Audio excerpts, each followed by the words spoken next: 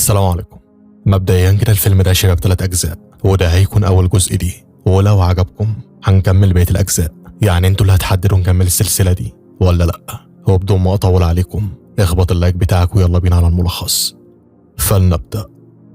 هو بيبدأ فيلمنا ببنت اسمها سمران بتجري بعربيتها من الشرطة، ولما لقيت نفسها اتحصرت نزلت وحاولت تهرب منهم، لكن ما لقيتش مفر واستسلمت ليهم في النهاية.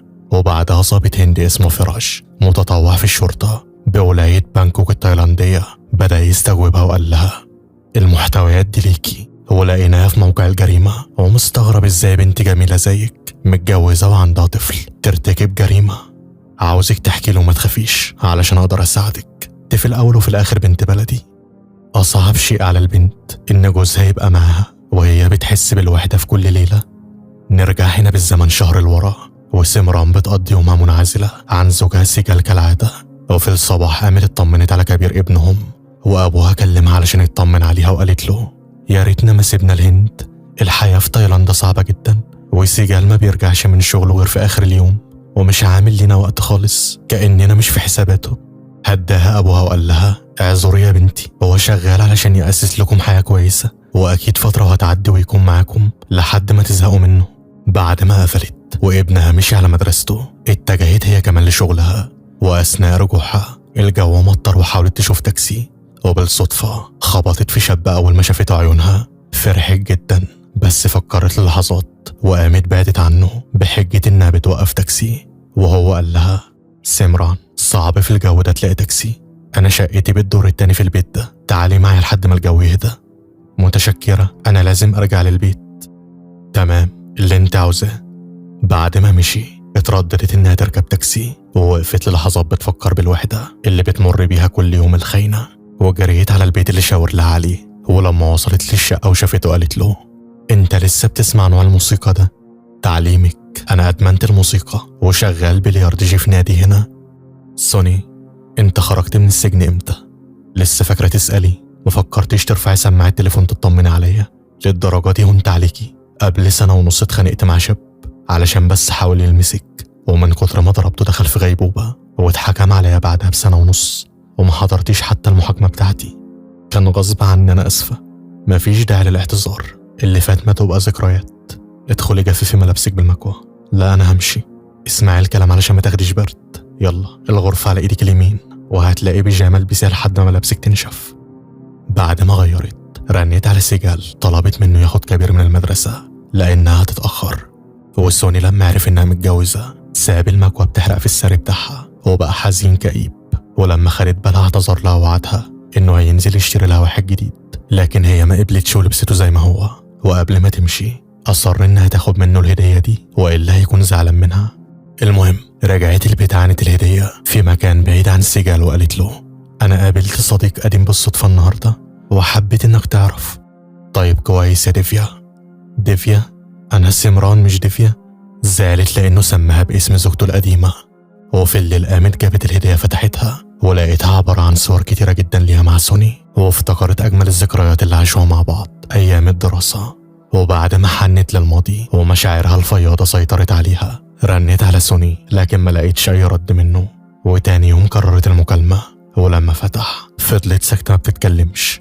وعرف ان هي وقال لها لغة الصمت بتدل على المحبة، قوليلي بقى هنتقابل فين؟ انا حبيت اطمن عليك بس مش اكتر، وانا عاوز اشوفك، هستناكي في الشارع اللي اتقابلنا فيه كمان ساعة. قفل معاها، وبعد تفكير كتير في وحدتها استأذنت من مديرتها. ولما قابلته قال لها انا هعيشك احلى يوم وهحسسك بحياتنا القديمة مع بعض. قضيت معاه اليوم، ولما رجعت البيت سيجال قال لها اجهزي، في حفلة معزومين عليها. مش هروح حفلات، روح انت. ده انا ما صدقت لقيت وقت يجمعنا ببعض. ليه بتعملي كده؟ علشان عايشة معاك مثلا بقالي 5 سنين وما شفتش منك اي اهتمام. على فكرة انا مش جبرك، انت اللي خدت مكان ديفيا اختك، ولا انا ولا ابوكي طلبنا منك تعملي كده. عملتي كده بكامل ارادتك واتجوزتيني. بعد ما مشي فضلت تكسر في صورهم، وقابلت سوني ولما شافها مخنوقة اسألها انت مالك فيك ايه؟ انا مش راضية عن حياتي، اختي من 5 سنين سافرت ووعدتها اني ههتم بابنها لحد ما ترجع، بس هي ما رجعتش وتوفت في حادثة هناك. وبسبب الوعد اللي وعدته لها اتجوزت سيجال علشان اربي كبير ابنها وحاولت إني أتأقلم وأحب سيجال، لكن هو طول الوقت بيذكر اسم ديفيا ومانعني أقرب منه. حقيقة أنا اتخنقت جدا. يا حبيبتي يا سيمي، الوحدة قاتلة للدرجة دي؟ حاول سوني يقبلها ويتعاطف معها، لكنها رفضت وقالت له اللي انت بتعمله غلط، أنا متجوزة.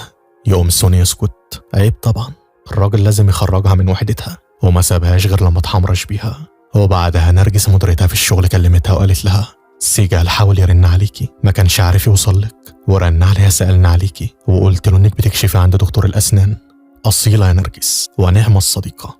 رجعت البيت ما رمتش السلام على زوجها، والواد حس بالذنب وحاول يديها بعض حقوقها الزوجية، بس هي رفضت انه يلمسها. ومن بعدها بقت يوم ورا يوم مع سوني حبها الأول والأخير، ومشيت بمبدأ من النهاردة مفيش وحدة، في خيانة ودلع وشخلة علقة.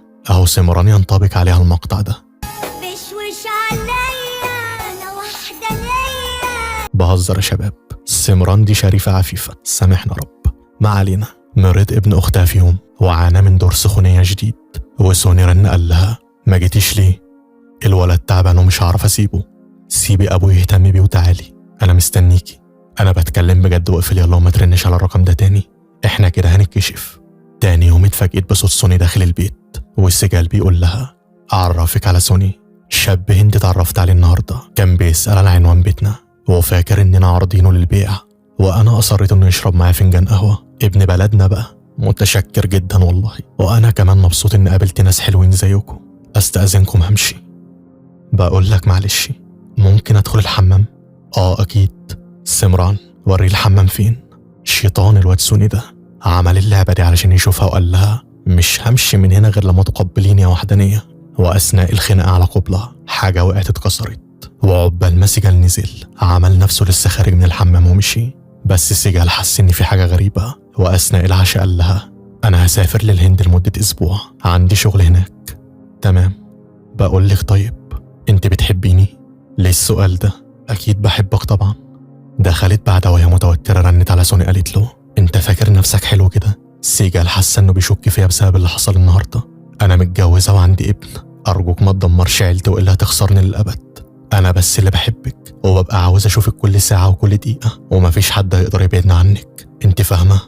حكيت بعدها سمران لصديقتها نرجس عن علاقتها بسوني، وقالت لها أنا أنصحك نصيحة، ما تدمريش عيلتك، أنت هتفضلي تقابلي في السر. بس سيجال ذكي وأكيد هيعرف في يوم من الأيام، لأن قلبك مع راجل تاني غيره. فكري في كلامي كويس. هو بنفس الوقت قابل سيجال قبل ما يسافر مصور اداله فلوس وقال له عاوزك تراقب مراتي في الفترة اللي غايب فيها، ولو شفتها مع أي حد غريب صورها فورا، وأتمنى اللي في بالي ما يكونش صح. المهم مرت الأيام وسمران متجاهلة سوني وبتحاول تبعد عنه بقدر الإمكان. وفي يوم وهي بتوصل كبير للمدرسة وقف قدام عربيتها وترجع يتكلم معاها، ولما قبلت إنه يدخل العربية قال لها اللي أنا عملته كان غلط ووعد مش هيتكرر تاني، بس أنت ما تبعديش عني. تفتكروا هترفض؟ إزاي طبعا، الوحدة صعبة. خرجت معه والمصور صورهم كام صورة، وبعد ما قضت اليوم كامل معاه كبير المدرسة كلها مشيت، وهو فضل قاعد منتظرها تيجي تاخده. ولما فاقت من وحدتها جريت فورا على المدرسة خدته، وأدركت هنا إن لو فضلت في علاقة مع سوني هتخرب حياتها وتنسى كل الالتزامات المسؤولة منها. وخدت هنا القرار النهائي إنها تبعد عن سوني للأبد، ولمت صورهم علشان ترجعهم له. وفي اللحظة دي رجع سيجال، ولما سألها رايحة فين قالت له عند دكتور الأسنان كالمعتاد. ولما وصلت الشارع اللي في بيت سوني شافت السافل شايل بنت تانية متجه بيها لبيته، وانتظرت شوية وبعدها طلعت وسألت البنت انت مين؟ راديكا. مين اللي على الباب؟ راديكا يا كلب، خد صورك وذكرياتك، ازاي بتحبني وبتجيب بنات رجلام؟ انا زوجتي وخطفت الرجالة، قبلت ازاي تكوني ست متجوزة وتخوني جوزك؟ سمران في سوء تفاهم، انا بحبك انت وبس. هي عندها حق فعلا، انا رخيصة وخاينة وانت لعبت بمشاعري وبعدتني عن زوجي، اعتبر علاقتنا منتهية من دلوقتي. ما سمحش ليها تخرج وفضل يقول لها بحبك ومش هقدر ابعد عنك، وهو بيتحمرش بيها، واقرب سكينة قابلتها مسكتها وطعنته بيها. وهنا نرجع للحاضر والظابط بيقول لها ومفروض بقى انا اصدق القصة دي؟ فاكراني غبي؟ مش انت اللي قتلتيه، زوجك ده اللي قتله. لا مش هو، انا اللي قتلته. انت ليه بتدافع عنه وعاوزة تشيلي شيلة مش شيلتك؟ هو اعترف ان هو اللي قتله، صدقني مش هو. سابها الظابط ودخل السجل قال له انت حاولت تهرب للهند بعد ارتكابك للجريمة، بس برغم ذلك ما هربتش. احكي لي القصة من البداية. سمران كانت دايما بتشتكي إني مش مهتم بيها، وحاولت في الفترة دي إني أقرب منها، وفي يوم طلبت منها نتغدى برا، لكنها رفضت وقالت لي إن عندها ميعاد مع دكتور الأسنان. فعرضت عليها أوصلها للدكتور، وقالت لي ما تتعبش نفسك، نرجس رايحة معايا. وبعد ما مشيت رنيت على الدكتور اللي بتتابع معاه، وقال لي إن مفيش أي مواعيد لسمران. ومن هنا بدأت أشك فيها أكتر. وقبل ما أسافر طلبت من مصور يراقبها، والصراحة سفرية الهند كنت قاصدها علشان أعرف هتعمل إيه في غيابي. ويوم رجوعي من السفر لقيتها خارجة بحجة دكتور الأسنان كالمعتاد، وجالي وقتها مكالمة من المصور ووراني صور ليها مع الشاب اللي دخلته بيتي. وراح بعدها السجل لعنوان سوني. وفي الوقت اللي وصل فيه نزلت سمران رمت السكينة في الزبالة ومشيت، وهو طلع خبط، وسوني فتح له واتخض لما شافه. وسجل قال له عاوز أتكلم معك. بخصوص إيه؟ الصراحة زوجتي مش في البيت وشاكك إنها عندك. شكك مش في محله، مفيش حد في الشقة غيري. قصد سوني دخله علشان يشوف الصور المرمية على الأرض، وسأله سجال من إمتى تعرفها؟ ياه، من سنين كتيرة قبل ما أنت تعرفها وتدخل حياتها أصلا. أنا اتسجنت علشان بس شخص حاول يلمسها وما سمحتش لي وكسرت عظمه. أنت بتشوفها كل يوم؟ وعاوز دليل؟ السرير أهو، هتلاقي ريحتها عليه، وأكيد أنت عارف نوع الريحة اللي بتستخدمه. وعاوز دليل أكتر؟ ملابسها الداخلية كمان موجودة، وهفضل أقابلها غصب عنك. وما تجيش هنا تاني بقى علشان ما كسرش عظمك أنت كمان. فضل سوني يستفزه وسجال فاض بالكيل، وما قدرش إنه يمسك عصبيته أكتر من كده، ومسكه نزل في ضرب وطحن، ومن غير ما يقصد خبط دماغه في أزاز المراية، ووقع سوني على الأرض بينزف جامد لحد ما قطع النفس ومات. وسجال اترعب من الخوف وما بقاش مصدق إنه ميت، لكن خلاص بقى أمر واقع، وقرر يداري على جريمته، ومسح كل آثار الدم الموجودة، وجاب بطانية لف الجثة فيها عنها في شنطة عربيته، واتجه لمكان علشان يدفنوا فيه. وسمران كلمته في الطريق وقالت له حفلة عيد ميلاد كبير بدأت، انت ازاي ما جيتش لحد دلوقتي؟ قفل معاها وركن العربية في جراج قريب، وعدى الوقت. وبعد ما سمران نامت خد العربية ودفن الجثة في مكان قريب من البيت. وبتعدي الأيام وحاولت سمران إنها تقرب منه وتصارحه إنها كانت على علاقة مع سوني، ونرجس نصحتها ما تعملش كده وتنسى الماضي وتبتدي حياة جديدة. وبالصدفة وهي بتغسل ملابسه لقيت صور بتجمعها بسوني في جاكيت بدلته. وفي اللحظة دي الضابط وصل بيتها وسألها انت تعرفي شاب اسمه سوني؟ ايوه، ليه؟ في شخص قدم لنا بلاغ انه مفقود من اسبوع، واحنا لقينا صور ليكي عنده في البيت. ما تعرفيش عنه حاجة؟ لا، كل اللي اعرفه انه شغال بلياردو جي، وكنا بنتقابل بره بس بنشرب اي حاجة مع بعض. تمام، لو عرفت اي حاجة ده رقمي، ابقي كلميني عليه. وفي الشركة وصل ظرف من شخص مجهول لسجال، لقى فيه صوره وهو بيدفن جثة سوني. ولما رجع البيت سمران قالت له الشرطة كانت هنا بيبحثوا عن سوني. انت عملت في ايه يا سجال؟ انا شفت الصور، انت عرفت اني بخونك معاه، رد عليا. انت لسه قلقانة عليه بعد كل اللي عملتيه فيا؟ شكلك لسه بتحبيه؟ يا ريتني قتلتك انت بداله. اتصدمت سمران لما عرفت انه قتله، ولامت نفسها علشان هي اللي وصلته يعمل كده. وسجال وهو قاعد لقى لودر داخل على البيت، كسر جزء منه واترمى عليه البطانية اللي كان مدفون فيها سوني، وجري فورا على المكان اللي دفنوا فيه فحته. والصدمة جثته ملهاش أي أثر في القبر، وهو بقى يصرخ ويقول أنا دفنه بإيديا، حتى بعد ما مات عاوز يستهزأ بيا ويخوفني. هدته سمران وقالت له أنا السبب في كل اللي حصل، في شخص عارف إنك قتلته هو اللي خد جثته وعاوز يأذيك. أرجوك خد كبير وارجع للهند، وأنا هقفل كل حساباتنا البنكية اللي هنا وهاجي وراكم على طول. رفض إنه يسيبها لوحدها لكنها أصرت لحد ما وافق، وتاني يوم حجزت تذكرتين ووصلتهم للمطار، ورن عليها بعدها طمنها إنه خلاص هيركب الطيارة. لكن هي في اللحظة دي الشرطة طردتها وقبضوا عليها، وقرر سجال إنه مش هيسافر ويعترف على نفسه. هي دي كل الحكاية. سمران مستعدة تضحي بنفسها علشان أنا وابني، بس مش هسمح لها، هو مفيش شخص هيربي ابني غيرها. طيب جثة سوني اختفت فين؟ معرفش، وده اللي هيجنني. قرر الضابط حبسه لحين العثور على الجثة، وتم الإفراج عن سمران. واستدعت بعدها الشرطة راديكا زوجة سوني. استجوبها الضابط وقال لها انت عارفة ان سوني ميت؟ سوني ما ماتش، انا شفت زوج سمران في اليوم ده شايل جثته، وفضلت اراقبه لما ساب عربيته. كسرت شنطة العربية ولقيت سوني لسه عايش، وبعد ما فق قال لي انا هندمه على اللي عمله فيا وهعيشه في رعب. هو اكيد هياخدني يدفني، عاوزك تراقبي كل تحركاته، واول ما يدفني تيجي فورا تطلعيني قبل ما الاكسجين يخلص واموت. عملت زي ما قال وكنت خايفه لا يكون مات، لكن طلع ب7 ارواح، ورغم كل اللي عملته معاه كان لسه بيحب سمران. هو فين دلوقتي؟ سمع سجال المحادثه اللي دارت ما بينهم وكسر الازاز وهرب من المركز.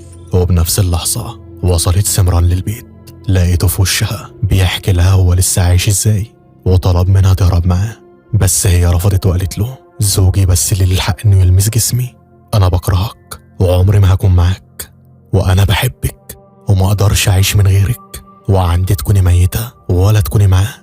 استغلت سمران الفرصة وهربت، وهو واقف لها بالمرصاد وحالف ما يسيبها. وفي اللحظة اللي وصل فيها سجال خبطها قلمين على وشها علشان ما تصرخش وتفضحه، وشالها وفضل يتسحب علشان سجال ما ياخدش باله، بس قدر سجال يجيب اثره ومسكه نزل في ضرب لحد ما هلكه. وسون ابن الغدارة غدر بيه وخلاص كان هيقتله، والظابط ضربه طلقتين في اخر لحظة خلصوا عليه وغار في داهية الحمد لله. وسجال سامح مراته على كل اللي عملته فيه وابتدوا حياة جديدة. سؤال بقى وجاوبوني عليه في التعليقات، هل شايفين ان سوني ضحية للحب وكان بيحبها فعلا، ولا متحرش وكان بيلعب بمشاعرها؟ جاوبوا في التعليقات، وما تنسوش اللايك والاشتراك وتفعيل جرس الاشعارات علشان توصل لكم كل افلامنا. وبس كده، سلام عليكم.